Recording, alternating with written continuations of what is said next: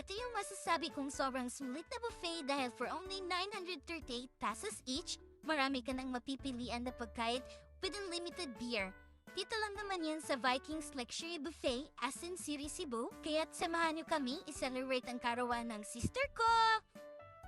Ito pala yung buffet na pinipilahan ng lahat, kaya mas mabuti talaga kung nakapag-reserve kayo para sure na pagdating nyo, may table na kayo.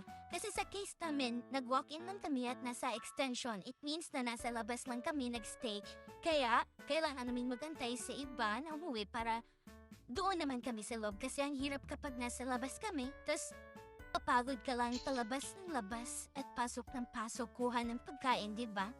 Alam niyo mga ka-Shurners, gusto ko talaga kainin lahat ng pagkain dito kaso hindi kasya sa tiyan. Kaya naman mga ka-Shurners, tamang video na lang tayo dito.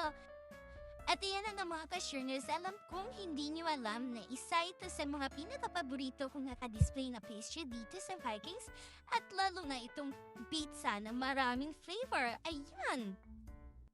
Tingin pa lang nito, sobrang nasarapan na talaga ako. Pero hindi lang yan mga ka-Shurners, ito ding sushi nila 100% talaga para sa akin. Sino ba naman ang hindi magustuhan to?